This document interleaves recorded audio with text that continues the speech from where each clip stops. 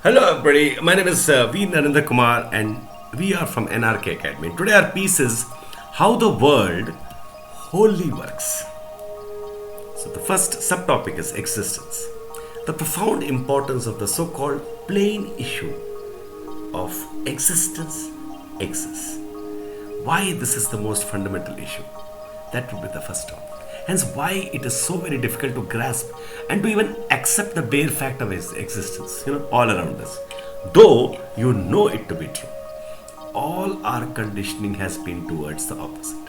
It takes time to decondition, and that is very important to know. Finally, when you decondition yourself, you get this strange feeling of how did I ever really think there is some being God up there? To be is to be something, and to be something is to act accordingly. This again is fundamental and deep. This explains the regularity of the world, the cause and effect, and it is very new historically, though plain logically. Now, coming to consciousness, this is another topic. We have completed existence, now we're coming to consciousness.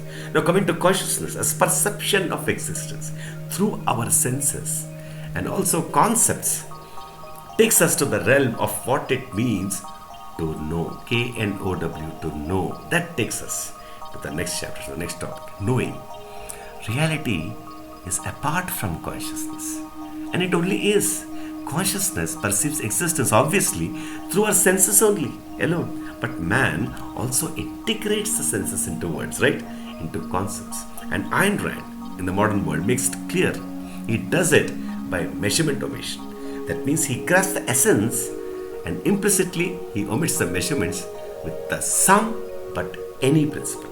So a table, he sees many tables, he concludes that a table must have some of these measurements particular to tables but could have any. So concepts are real. They are not arbitrary, and we must understand historically and even in terms of truth why this reality of concepts is a profound issue. TABLE and real table, what is the connection? This issue we must understand. Another most profound issue is that true is the whole. It is, because there is only one world, and by nature everything is linked to everything by man as such. Man thus must link. He would too if he knows this issue, and he would be free to do that. And it is naturally, deeply his nature to say, I want to know everything. We all have that tremendous, natural, deep source of wanting to be the super powerful man. At each step of knowing, man is contextually holding a whole. Should means he should know the importance of this and free himself to release his powers. And it should and will culminate in reducing the whole world to one integrated unit. So like you can see the world in just one glance. That is the power. This is the nature, natural growth and functionality of man. This is man's supreme power. This releases naturally his higher emotions, right? Like exaltation, the greatness, worship, the valuing, deep reverence. The next topic is morality, economics and politics. So from here, morality proceeds naturally. Each man lives by using his mind to the full. It feels so natural. It does not have the traditional feel of duty at all. It is an ecstatic process, and that boundless power released feels like the very breathing of man. So man needs to be free to pursue his happiness, and that profoundly, in that root sense, means a system in which state and economics has been separated. But it's not like that in the world, and why we must know. And again, we root this irrationality to philosophical falsehoods that are false in theory and hence fail in practice. If you go against this principle, it becomes irrational and it will fail. So it is not practicality. The theory is failing or succeeding. Now we have historical facts, but the historical progression, tragically as we know, had the above only in part. So we need it. So we need to know those facts.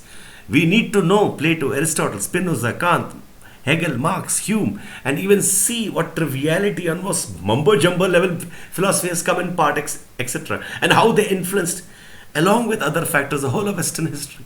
We need to know the past and peculiarly unique Oriental history too, Indian, Chinese, etc. And the next thing we should know is insights in hard sciences. What do we learn in hard sciences? Physics, chemistry, biology, maths, motion. Should have to understand motion. We have to understand heat, solids, fluids, sound, light, electricity and magnetism, electromagnetic waves, atomic structure, bonding, reactions, processes in plants and animals, DNA, evolution and mutation, etc., etc. These are the deep topics, and each there are deep insights and a total inductive way by which man came to probe matter and life. And then we have arts, the next topic. Music is deep, direct perception, a play and a complexity where emotions are felt directly, and compositions reflect a sense of life of the composer, who with his genius exactly expresses himself through this peculiar medium. Also, how it works with both Indian and Western classical in essence can be highlighted, especially the fact that it is the whole, that is the composer that is expressing, and that marks his greatness, his genius, that inexpressible beauty. Dance too is the same thing. Here our body becomes water kind of, and we are in full light control and express endlessly. Drawing is purely seen, purely visually, and it is done by omitting naturally what we do not see and showing starkly what we see.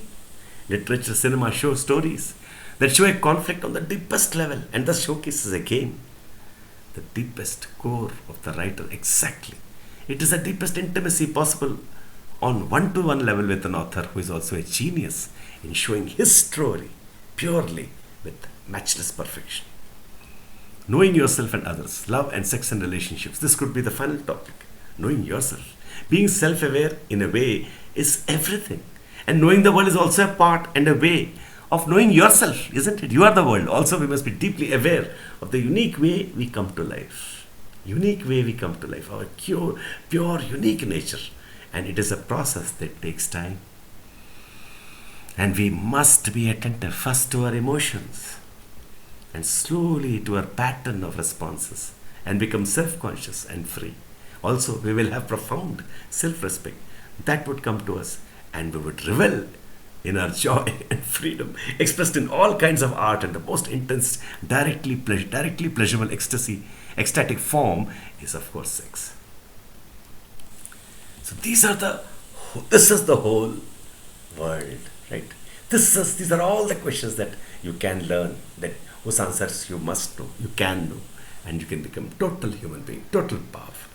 This should be your education, self-learning and self-education. Thank you.